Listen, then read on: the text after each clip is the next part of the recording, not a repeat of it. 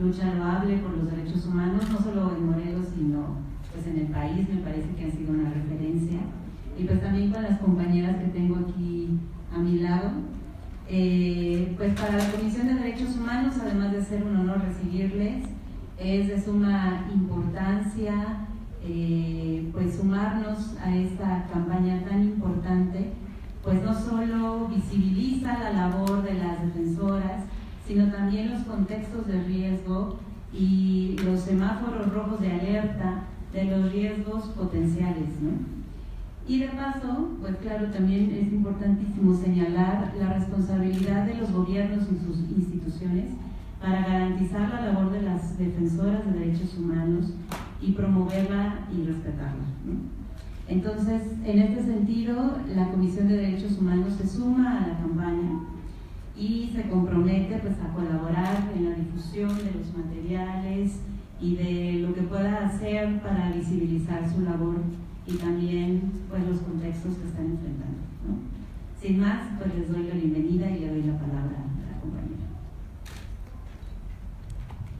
Gracias, buenas tardes a todas y a todos. Para la Comisión Independiente de Derechos Humanos, pues es una gran alegría y un gran honor que hoy nos acompañen estas defensoras de derechos humanos con las cuales damos inicio a la campaña Defensoras Somos Todas, Historias de Vida, que el objetivo es difundir la labor de las defensoras de derechos humanos en México, qué es lo que defienden y cómo lo hacen, como ejemplos de principios fundamentales, que como son la solidaridad, el respeto, la libertad, la justicia, la equidad, la honestidad, entre otros, que tienen que difundirse en México ante la crisis de derechos humanos por la que atraviesa el país, así como hacer un llamado a toda la sociedad, incluyendo los medios de comunicación, para hacer visible el trabajo de las defensoras, hacer un llamado a la solidaridad entre organizaciones y promover también pues todos estos valores que ellas ahorita están encarnando. La campaña se centra principalmente en las historias de vida. Tenemos aquí, damos inicio con las historias de vida de la defensora Emma Villalba de la Cruz, de Servicio Paz y Justicia de Tabasco. También nos acompaña María Concepción Ávila, que es de las fundadoras del Comité Eureka, que ya es una larga trayectoria en la lucha por la presentación con vida de todos y todas las desaparecidas. Tenemos a Juliana García Quintanilla, coordinadora general de la Comisión Independiente de Derechos Humanos, que ha sido promotora de la alerta de violencia de género en el Estado. También tenemos a Griselda Taboada Patrarca, es obrera conflictual y que sigue luchando por que se garanticen los derechos laborales de las ex obreras de la confección en el estado de Morelos. Asimismo, tenemos hoy la representación de Teresa Ulloa, coordinadora general de CATLAO, bueno, sus siglas en inglés, que ahorita nos explica. Básicamente es todo el trabajo que hay sobre denuncia de trata de personas, no solamente en México, sino en América Latina y en la Ciudad de México. Ellas han representado todo el caso de pederastía, de trata, sobre todo, que se ha dado dentro de la cúpula del PRI en la Ciudad de México.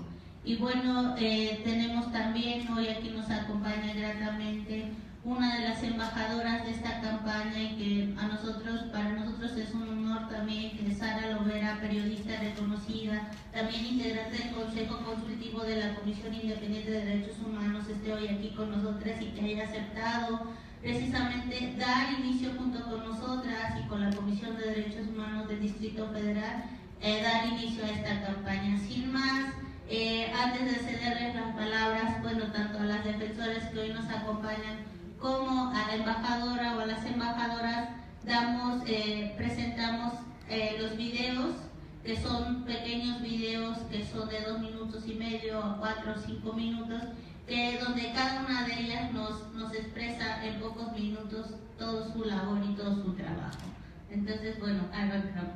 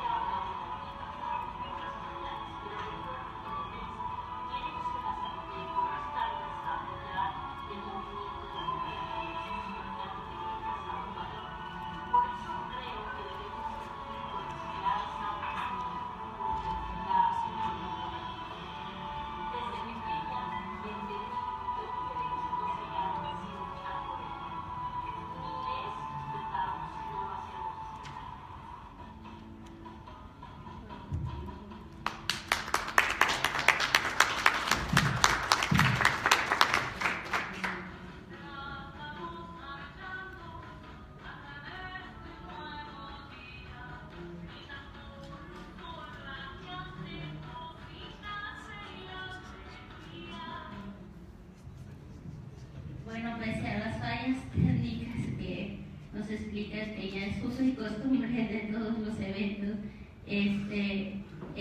agradecemos el valioso tiempo de la compañera Emma.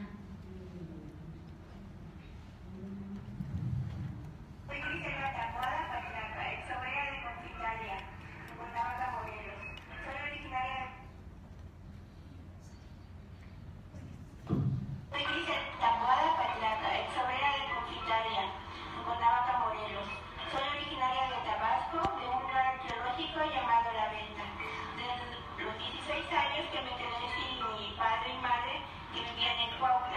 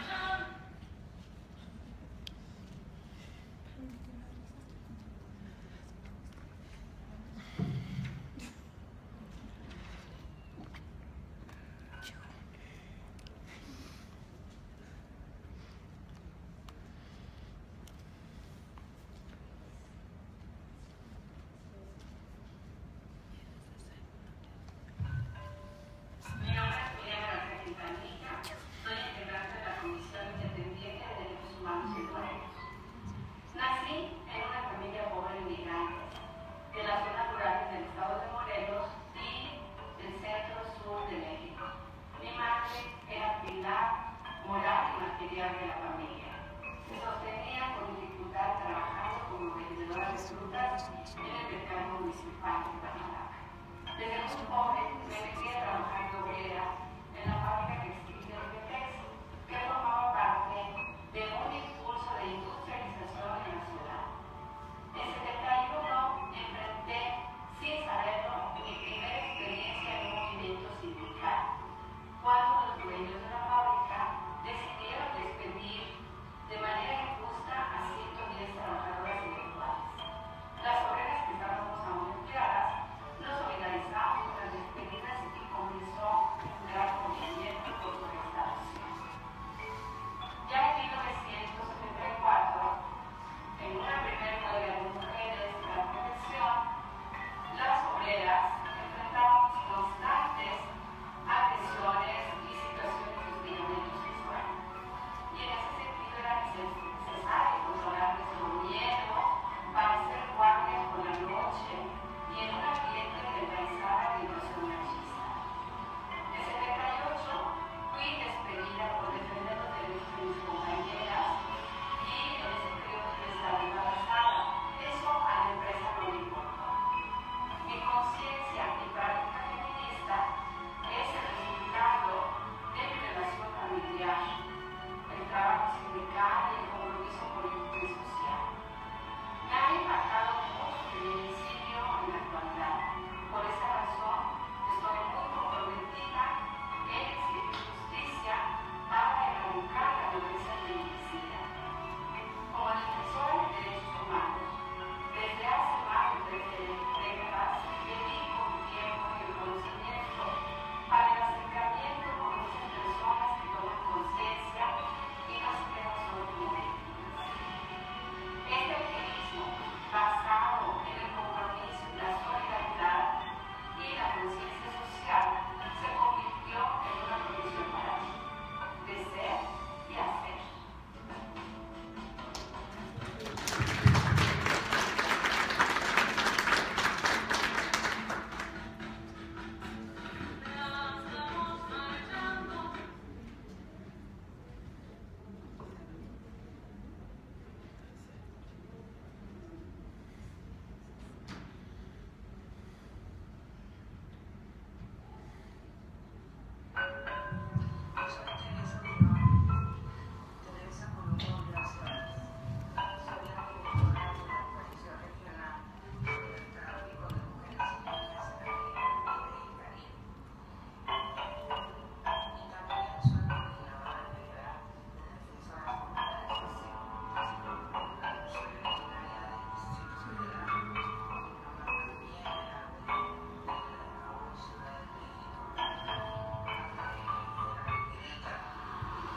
Mi padre era vendedor de seguros y mi madre se dedicaba al hogar. Yo estudié pedagogía, leyes y una maestría en ciencias de la educación en Inglaterra. También estudié en la Sorbona de París, Derecho Internacional Humanitario, Género y Derecho, en Bruselas, Bélgica, Género y Desarrollo, y en Nueva York, Planeación Estratégica y Políticas Públicas. Soy feminista, defensora, activista. Al final una es un poco de todo, aunque últimamente me siento más temeraria. Siento que ya soy adulta, ya escribí libros, sembré árboles, tuve a mi hija, ella ya creció. Y creo que eso me ha hecho que me vaya radicalizando. Aunque a mi vida llegó primero la conciencia de la justicia, porque mis padres me inculcaron un sentido de dignidad muy grande, oponerme a cualquier injusticia o maltrato. Eso me hacía y me hace reaccionar siempre. Soy feminista a partir de que empecé a atender casos de violencia sexual, que debe ser desde hace como 40 años o más. Empecé a tratar de entender el término, entender el poder, el patriarcado, el machismo. Chapingo, llegó doña Mele, que por cierto acaba de morir, buscó al sindicato de la universidad para que le dieran solidaridad en un caso de violación sexual en Chimalhuacán. Y por supuesto que el sindicato en la asamblea aprobó dar esa solidaridad con la abogada. Esa era yo. Recuerdo que eran dos niñas, una de 6 y otra de 3 años. Me metí en ese caso y ya nunca regresé a litigar laboral, me quedé en el tema de la violencia sexual. La trata de personas, especialmente mujeres y niñas, de alguna manera me parecía parte del trabajo que realizaban.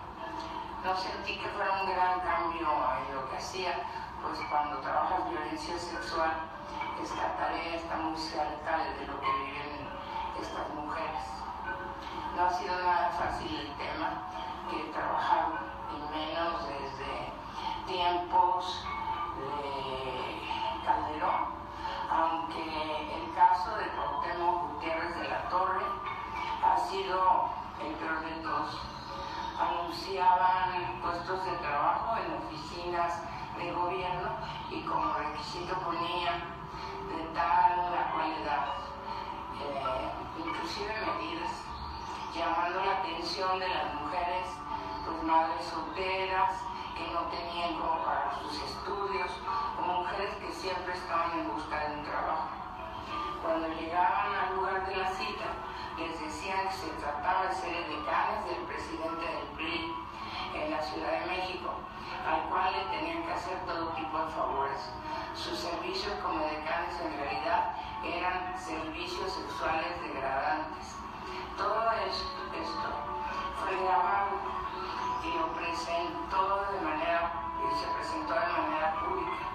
De inmediato, por ser nuestro tema, elaboramos nuestra postura y acordamos recoger firmas en un documento que sería un pronunciamiento de repudio a este tipo de acciones en contra de las mujeres. En un solo día recabamos más de 400 firmas.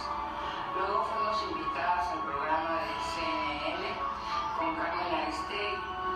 Es a partir de ese programa que nos dieron los contactos de mujeres víctimas y otras se acercaron después de escuchar la entrevista.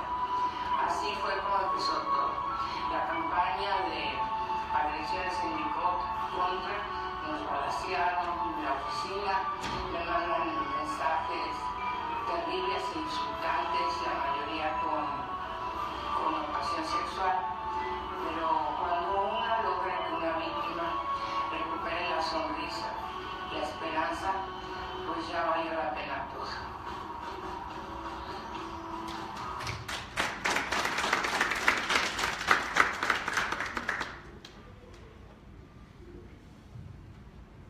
Pues damos la palabra a las compañeras defensoras que hoy nos acompañan.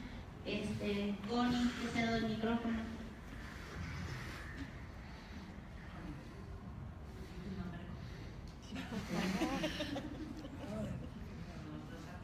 Buenas tardes a todos.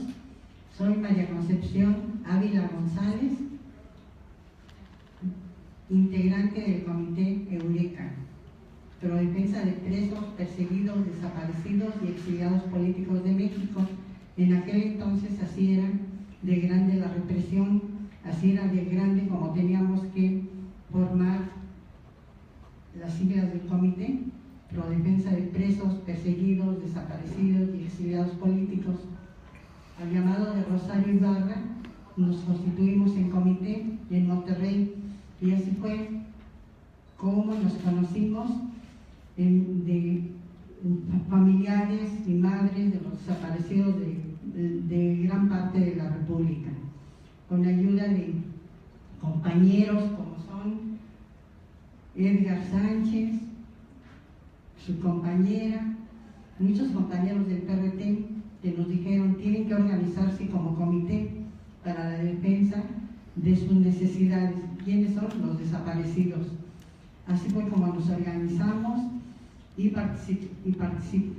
participamos en la vida política de México y de la República.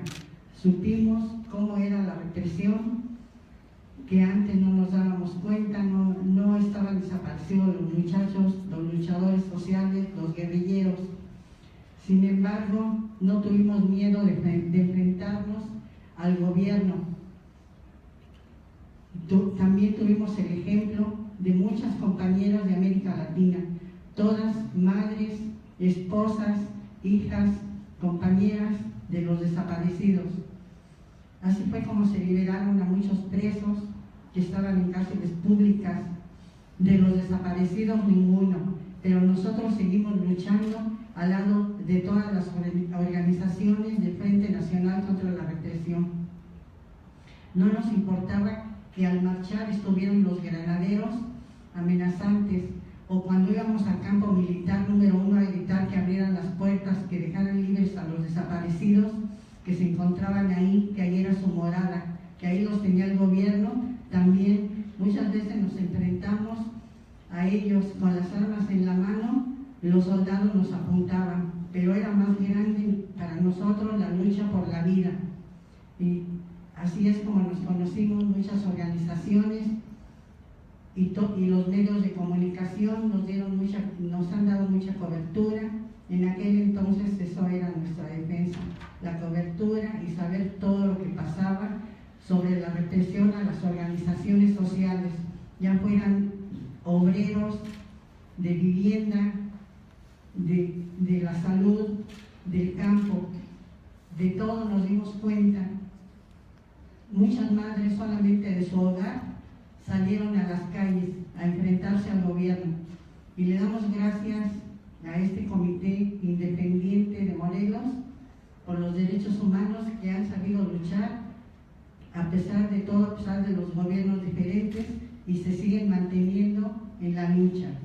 Así que tenemos que organizarnos, todas las mujeres, sigamos organizando, y a todas las que hoy buscan a sus familiares a nivel nacional, como son las madres de Ayotzinapa, pues también estamos con ellos, y también a todos les decimos que sigamos en esta lucha contra el gobierno, que no nos dejemos y que sigamos adelante. Gracias.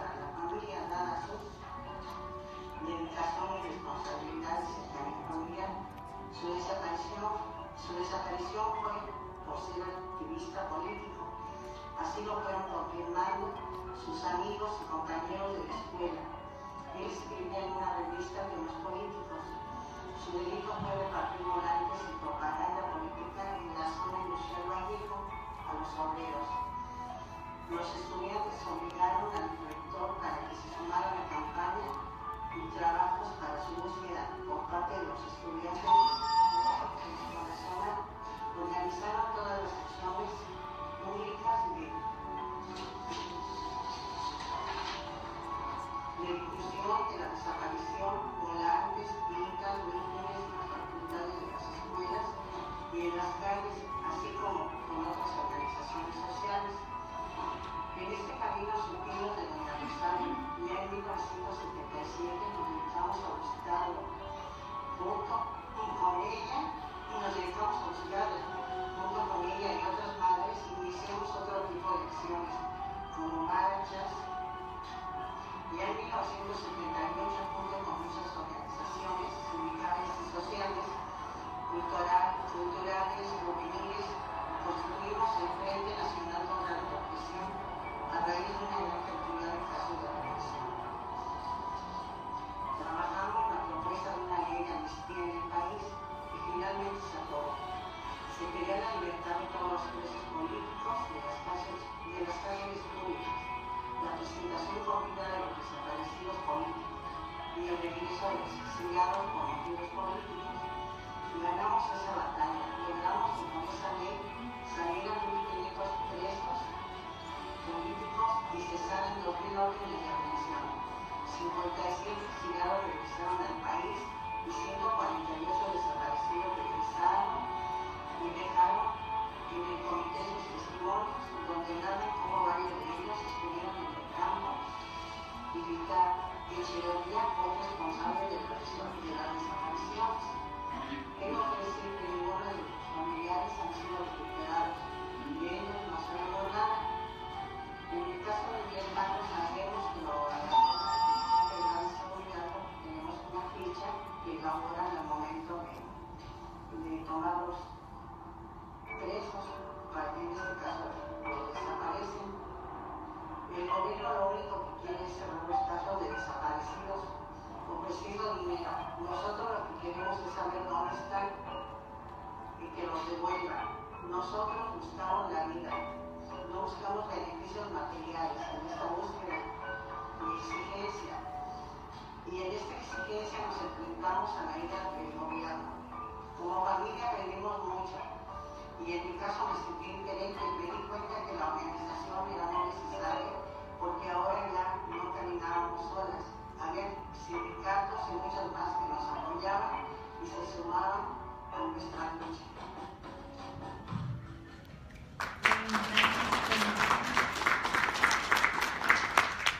Damos la palabra a la compañera.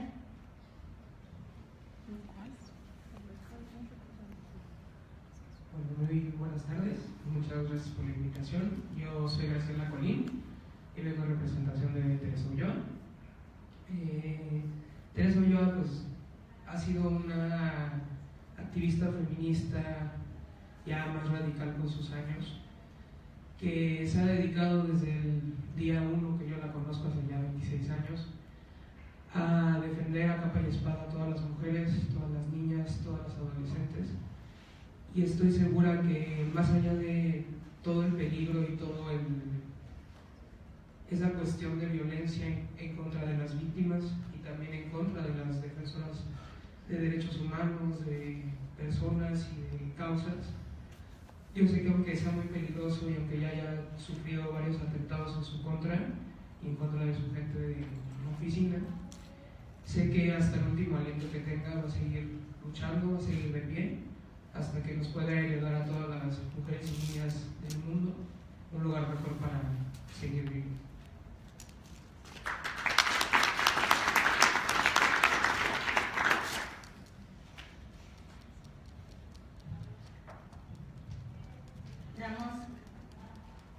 Damos la palabra a Juliana García Quintanilla, que viene cerca. Bueno, en realidad le iba a pasar el micrófono a Emma, pero bueno, ahorita se lo paso.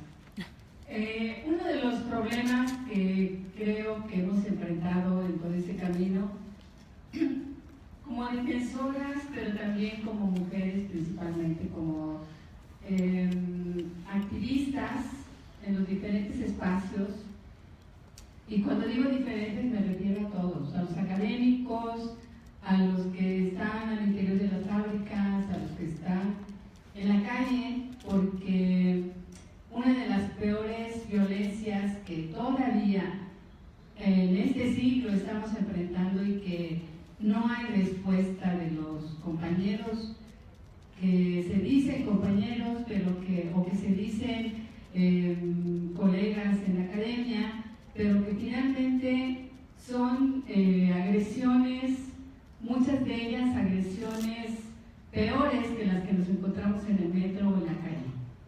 Y son de las peores violencias porque difícilmente las mujeres se atreven a denunciarlas, o en muchas ocasiones cuando se atreven a denunciarlas no hay ese compañerismo ni de los compañeros ni de las compañeras. Y nos vamos encontrando con un clima de victimización. Ahorita en la Comisión Independiente de Derechos Humanos tenemos conocimiento de 2 casos de compañeras que han vivido violencia al interior de las organizaciones, una en una organización, una institución académica, y la otra en la Organización de Derechos Humanos. El proceso seguramente los 2 han sido difíciles en todos los sentidos, difíciles para las compañeras y difíciles para poder llegar a un entendimiento de qué es lo que buscamos las mujeres, qué es lo que queremos seguir desarrollando con toda la tranquilidad. Y en este camino creo que tenemos todavía mucho por hacer.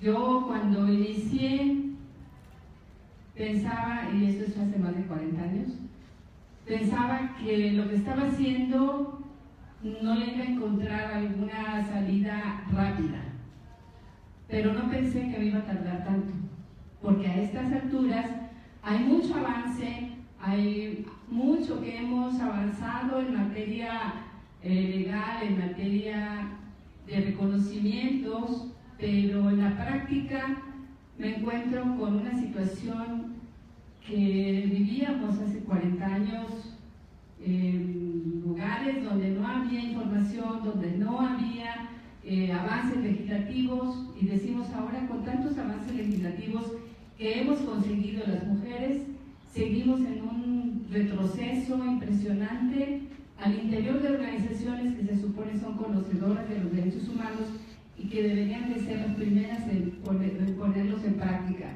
Es preocupante porque en la academia principalmente es donde no quisiéramos encontrarnos situaciones de violencia, de hostigamiento, de agresiones, de chantajes, para poder ejercer el trabajo de manera tranquila, y lo encontramos. Lo encontramos en las organizaciones de derechos humanos y lo encontramos igual en cualquier otro espacio.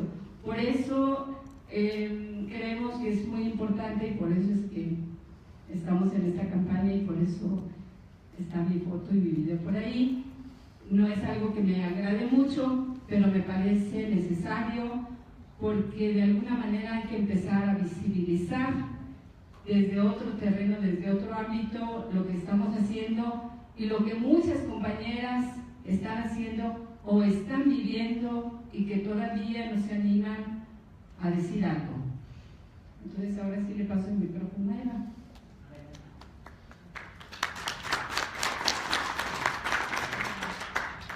Buenas tardes, yo soy Eva Villalba de la Cruz y como ya vieron en el video, nosotros estamos en Tabasco, soy parte de CEPATAP y Servicio Paz y Justicia de Tabasco, y bueno, nosotros hemos estado pues desarrollando trabajos de derechos humanos en el estado desde el 97, de hecho ya tenemos, en este año cumplimos ya, sí, y bueno, decir que mucho de nuestro trabajo tiene que ver con la defensa de la tierra y el territorio, de los pueblos Yocotán y Chol del estado. Creemos que está fuertemente vinculado a los derechos de los pueblos originarios. No solamente existe el pueblo Yocotán y Chol, sino también Tzotzil, Cental y Zoque en el estado, pero bueno, son los mayoritarios en población actualmente. Consideramos que una de las labores de la defensa de derechos humanos está ligada no solamente al litigio, sino fundamentalmente a la información y a la formación. Creemos que lo fundamental es que la población en su conjunto conozca sus derechos, que tenga información de lo que las políticas públicas actuales en materia agraria y en materia de territorios, pues están claramente en lógica del despojo a los pueblos. Y en ese sentido vemos que nuestro trabajo está fuertemente vinculado pues no solamente a lo que ocurre en el país, sino en el continente entero, por no decir el planeta, ¿no? Entonces, sí entendemos que esta política neoliberal que se ha venido desarrollando muy claramente desde los tiempos de Salinas, algunos marcan el gobierno de la Madrid como ya claramente neoliberal, pero bueno, es con Salinas cuando se dan una serie de reformas que ahora con Peña Nieto, las llamadas estructurales, y que tienen repercusión en la Constitución, pero sus inicios datan desde el tiempo de Salinas, y es donde vamos viendo cómo se va dando un despojo, entrecomillado, legal, ¿verdad? Pero que dista mucho de ser legítimo. Y en ese sentido, pues, tiene que ver todos estos derechos con reivindicaciones que tienen que ver, sí, con la apropiación de los recursos naturales, su uso y destino, pero también los derechos de ejidatarios, ejidatarias, comuneros y pueblos indígenas en general. Ahora, en cuanto a la situación que como defensora he vivido junto con mi equipo de trabajo y también con otras organizaciones dentro del Estado, no solo de derechos humanos, sino comunitarias y de diferente tipo, también claramente ecológicas, es que, pues, escuchando a Connie, yo decía, es que ciertamente, bueno, no solamente con lo que comentas, Connie, sino estos momentos que estamos viviendo como país, en que de pronto se ve que cada vez se enrarece más, ¿no?, la situación de seguridad de la ciudadanía, y uno dice, bueno, pues es que de pronto se da un espionaje más masivo, pero la represión selectiva tampoco estuvo nada sencillita hace décadas. Y platicando con Claudia también decía, es que en el Estado también luego hemos vivido como tiempos en que pareciera que se prende o se apagan los focos represivos, ¿verdad? Y bueno, simplemente para comentar de los momentos más álgidos de represión, pues fue en el sexenio de Madrazo, que tal cual su apellido lo dice, entró tal cual a madrazo limpio, ¿verdad? Así, está claramente puesto dentro de la historia de Tabasco. O sea, madrazo llega completamente deslegitimado, pero además entra tal cual con represión total. No sé si ustedes sepan, pero bueno, ahí en Tabasco le llamamos la batalla campal de Plaza de Armas, ¿verdad? Porque cuando la gente dice no vamos a dejar que pase otro fraude más, la gente se aposta no solamente frente a Palacio de Gobierno, sino a todo alrededor, o sea, toma toda la Plaza de Armas y dura ahí durante varias semanas. Y cuando es conocido que al parecer desde la Federación se le había dicho a Madrazo que iba a tener que ceder, y finge ante la Federación Madrazo que así lo va a acatar, pues no, junto a los poderes locales, no solamente institucionales sino fácticos, ¿verdad? Entran las tanquetas hasta Plaza de Armas, y hay toda esta batalla campal en que somos reprimidos, todo el pueblo apostado ahí, y no solamente Villahermosa, donde está el Palacio de Gobierno, sino de todos los municipios del estado estaban ahí representaciones fuertes. Y tal cual, después de horas en que nos tratan de desalojar, pero nosotros mantenemos una manifestación pacífica, ya después nos damos cuenta, por gente que pudo grabar, que pues estaban apostados aparatos que son en los techos y cosas por el estilo, que nos tenían cercados, ¿verdad?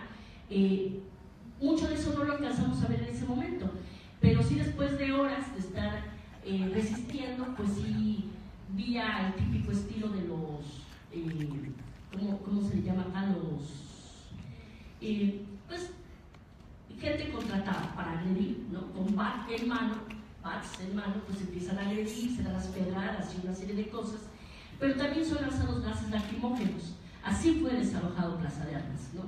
Entonces, y se impone Madrazo. Bueno, entonces, y todo el sexenio de Madrazo, no solamente nosotros, seguramente otros muchos más, es en el tiempo en que se da el deceso de un compañero de Santo Tomás, Asociación Ecológica, en un accidente, mueren 2 compañeros en un accidente raro en pleno carretera, Villahermosa, Balancán, ¿no? Pero también era cotidiano para nosotros el que estuviéramos permanentemente siendo vigilados, ¿verdad? Y además en una cotidianidad rayada en no sé, lo absurdo, ¿no? Porque, bueno, cuando ya identificábamos, siempre usaban Volkswagen blanco con un cierto tipo de placa, es gobierno del estado, y ya hubo un tiempo en que sí les decíamos, bueno, de veras no creen poder conseguir un trabajo más digno que este. O sea, la verdad, hasta nos da pena que tengan que estar apostados aquí todo el tiempo o seguirlos. Y nos decían, no, pues sí, es que está difícil, pues sindicalícense, les decíamos. No, pero sí, de verdad, este asunto de normalizar esto es como muy patético, ¿verdad? Pero también tiene que ver con una serie de defensas que se van desarrollando a lo largo de la lucha, ¿no? De cómo se va asumiendo, cómo se va entendiendo esta represión, pero también cómo vamos desinflando monstruos. Porque finalmente también entendemos que esta gente, o sea, a quien nos mandan a reprimir, a perseguir o a custodiar, pues es gente del pueblo, ¿verdad? También súper oprimida y que, pues, de hecho también hemos estado estudiando el fenómeno de la represión y de la opresión, ¿no? Y es en ese sentido también que vemos que es muy importante no callar, visibilizar a todos los niveles este tipo de cuestiones que pasan y que seguramente tendremos capítulos 2, 3 y 4 sobre estas situaciones que denunciamos y que tendremos luego que profundizar. Pero bueno, les agradecemos mucho su presencia aquí y el escucharnos. Gracias.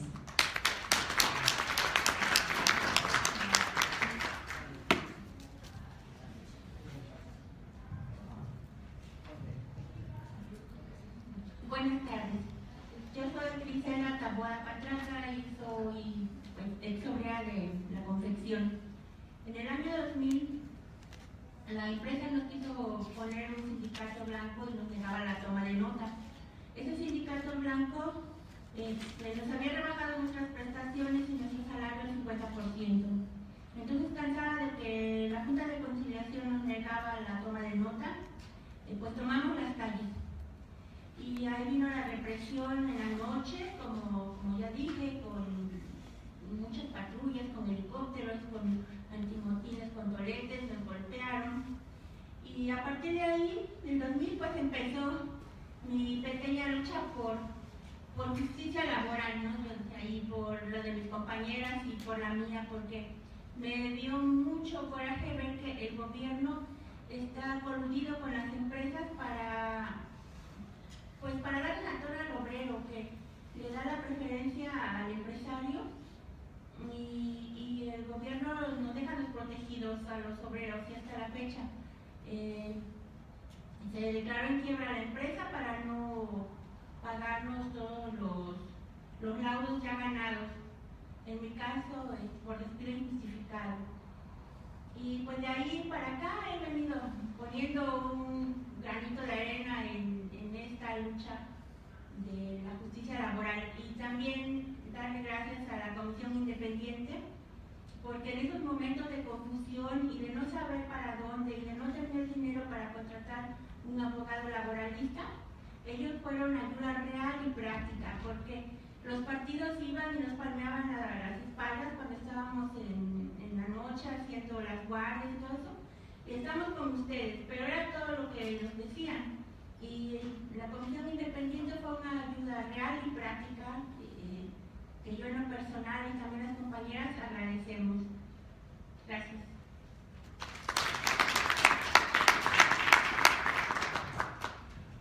Bueno, le vamos a pasar el micrófono a Sara Lovera, embajadora de buena voluntad en esta campaña.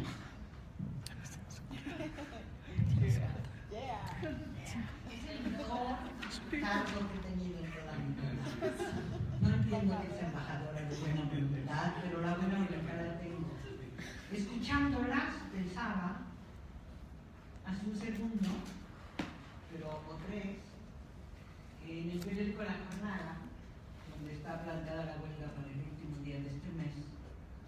les han quitado el 60% de sus derechos. A los y a las trabajadoras de cuello blanco, intelectuales, que solo han hecho su trabajo como periodistas en ese periódico que no pensábamos democrático. Por lo tanto, pienso que las cosas han cambiado muchísimo. Yo agradezco esta invitación a la Comisión Independiente de los Derechos Humanos de Morelos, de donde me hicieron recordar que soy integrante del Consejo Consultivo y que dice Juliana que todo se me olvida. Debe ser la edad. La agradezco porque yo misma había olvidado lo que había significado la larga lucha de las compañeras de Eureka.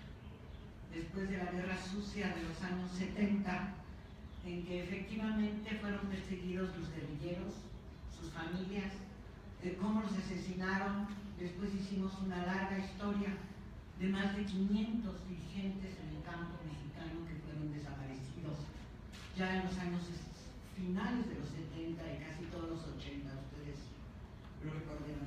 Agradezco mucho entonces este recordatorio y solo quisiera hacer una declaración pública de que con las pocas herramientas que puede tener una persona como yo que soy periodista, podré sumarme a difundir la campaña, una que me parece muy importante, que es ponerle rostro a las defensoras. Hasta ahora nos hemos enfrentado, en el caso de las y los periodistas también, solamente a hacer un número estadístico. Hay muchísimas organizaciones que cuentan cuántos muertos van en el tema de las y los periodistas, un poco más de 123 en este siglo, sin contar a los de antes y los de antes y los de antes, y luego ya sabemos que es como desde 1930 el asesinato de periodistas. Organizaciones que se dedican a contar más de 547 agresiones a periodistas también, de manera reciente, pero que no en todos los casos conocemos sus rostros, sus vidas, sus caras. Yo creo que este es el trabajo más interesante que ha hecho la Comisión. Ya me contaron que es el segundo informe, y con esto de las Jaime temprano se me fue el primer informe. Pero te lo vamos a mandar. Y yo quería, hice mi tarea y quería decir dos ideas. A propósito de la inclinación del informe, que tiene que ver y que sustenta y dice una y otra vez que está con una mirada desde la perspectiva de género para relevar un poco lo que las mujeres somos en esta sociedad. Y yo quería decir que no es inútil insistir en que por nuestra condición social e histórica de mujeres, la tremenda crisis humanitaria de este momento por la que atraviesa México nos ha puesto al frente de la defensa de los derechos humanos. Pero no con esa conciencia que tienen los hombres, sino como una consecuencia, un continuum del papel de las mujeres, que es el de cuidadoras de los otros y las otras. Quizá lo que pasó con este informe que leí en la semana es que me hizo reflexionar sobre cómo dividir, cómo explicarle al mundo. Lo hace de alguna manera Liz Meyer para el caso de las nicaragüenses, o lo hace también Liz Meyer para el caso de las compañeras de doña Rosario Ibarra y del movimiento de las buscadoras de sus hijos. ¿Cómo es posible o no, y me da mucho gusto oír a algunas que dicen que ahí son feministas, trascender el tema de cuidar a los otros para reconocerse a sí mismas como personas, con su propia vida, y no solamente la madre del desaparecido, la hermana del desaparecido, la tía del asesinado o la madre de la asesinada? Quiero decir, esa es Margarita Maza, que tuvo 13 hijos y corrió por todo el país con sus 13 hijos para defender a la República. Finalmente, o aquellas algunos testimonios de mujeres que pusieron todo su dinero para la independencia y le entregaron a los revolucionarios a sus hijos para la revolución, pero como madres. Entonces, sí me interesa que esté midiendo la comisión qué pasa con estas mujeres que recuperan su dignidad y que se recuperan a sí mismas, que no solamente son madres. Y lo otro que quería señalar es lo que dice Rosa Rojas García, que hace la introducción de este segundo tomo, que es una grandísima periodista emblemática, que pudo ver con sus ojos cómo venía la guerra en Chiapas 10 años antes del estallido de los indígenas en 1994. Y la introducción de Rosa me hace hacer esa pregunta, y por eso agradezco que hayan venido a la convocatoria y nos faltaron para sumarnos a la campaña. ¿Por qué debíamos sumarnos a la campaña? Porque hasta ahora se han perdido esos rostros, ¿no? Esos rostros de las mujeres. Porque a pesar de que cayó en la tentación la comisión y hace el análisis de las cifras, de alguna manera están ahí de cuerpo presente, como decía, de cuerpo, de alma, de carácter. Pero Rosa Rojas dice en la introducción una cosa trascendental por la que hay que estar en la campaña, y me callo. Existe una campaña, dice Rosa, a nivel nacional para desacreditar y criminalizar la tarea que realizan día con día las defensoras de los derechos humanos. Y también, dice Rosa, los periodistas y las periodistas. Ello, afirma, se constata no solo al escuchar y leer las declaraciones de los funcionarios federales, estatales y municipales, sino también algunas organizaciones sociales proclives a los gobiernos, criticando o criminalizando a quienes denuncian los atropellos, abusos, atrocidades, incluso que cometen tanto las autoridades como grupos criminales, de los que, dice Rosa, desgraciadamente abundan en México. Esta situación nos obliga, sigue diciendo Rosa, tanto a periodistas como a las y los defensores de los derechos humanos a denunciar esa campaña que sirve lo mismo para justificar la creciente violencia que se ejerce en su contra como para justificar a quienes los cometen. No tenían más remedio que hacerlo porque se pasaron de la raya ustedes y exagera la Teresa queriendo meter a todos los tratantes a la cárcel. Esta campaña entonces de desprestigio también busca legitimar la represión, una palabra que hace mucho tiempo yo no quería leer o no veía. La represión es realmente existente por algunos de los casos concretos que vamos conociendo. No solamente la represión individual, sino los movimientos sociales que defienden, por ejemplo, esto de lo que hablaba Emma, los derechos de los pueblos indígenas y mestizos a su tierra. Menudean las denuncias sobre las empresas canadienses en las minas, en Chiapas y en otras partes del país, o las nuevas que seguramente vendrán a poner las celdas solares para producir electricidad. También, y por eso un ejemplo de ello, a quienes trabajan sobre el medio ambiente, sobre la salud o sobre la justicia, o sobre la consulta, sobre qué hacer, o sobre la libertad de expresión, contra esas acciones, contra la tortura, los tratos crueles, los tratos inhumanos y degradantes que las instituciones de derechos humanos internacionales han encontrado que pasan. Yo no diría, como dice Rosa, que esto es sistemático, pero sigue existiendo en lugares muy específicos donde se toca, y este es el tema de esta tarde, donde se toca para entenderlo los intereses del gran capital. Ahí es donde la represión aparece. Y aparece en todas sus formas. Yo decía que la libertad de expresión no tiene sexo.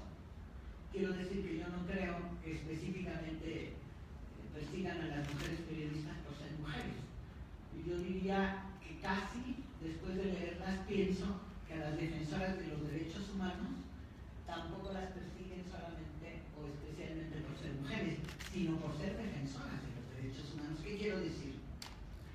Que hace 30 años, no, me estoy quitando años, hace 45 que yo empecé a trabajar, éramos 3 periodistas en un diario, ¿no? Y hoy somos el 50% de algunas relaciones.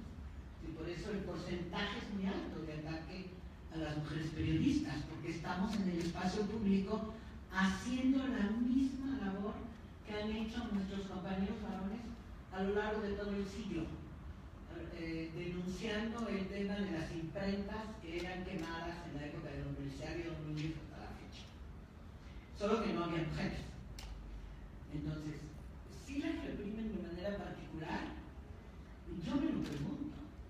A los hombres también les ponen muchos eléctricos en los... ¿Cómo se llaman? En los huevitos, no sé cómo se llaman. En los testículos. Es decir, lo que quiero decir es que el maldito, el que persigue, el que tortura, el que quiere callar la boca, toma el cuerpo de los hombres o de las mujeres. Yo quiero decirlo porque he estado pensando mucho en eso. Y me parece que lo mismo sucede con las defensoras de los derechos humanos. Es mucho más grueso lo de las defensoras, porque son las que buscan a sus hijos y a sus hermanos. Y ahí parece, y eso dice el informe, que algunas les dicen, pues eso te pasó, tu hijo se fue de revoltoso porque no lo supiste educar.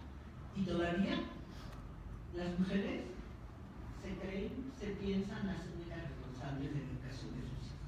Creo que ahí puede haber una beta mucho más ligada solamente a la perspectiva de género. No sé si están de acuerdo las feministas de aquí presentes.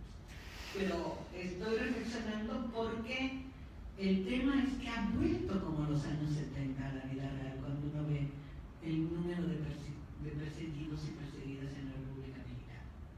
Así que agradezco, creo que tenemos que estar en la campaña. Ha empezado a abrir el espacio para la campaña, el portal que hacemos. Quiero decir que aquí están solidariamente todas las personas que hacemos el portal. La Gaby, que es la editora, la Alicia, que es reportera, la que tiene la pantallita ahí, que es la fotógrafa, el Toño, que es el que sube las notas y hace como una manera, y la Lulú, que está ahí atrás, que hace el trabajo administrativo. Quiero decir que hemos venido con ustedes para decirles que estamos en la campaña, y de parte de nosotros dos, de Toño y yo, desde la Casa de Periodistas, que muy humildemente, porque no hay masas, podríamos poner en el auditorio, por supuesto, las fotos o las películas o hacer una sesión. Y necesitamos información sistemática para poder participar en la campaña, que nos abran sus archivos, que nos conecten con las mujeres. Para hacerlo, creo que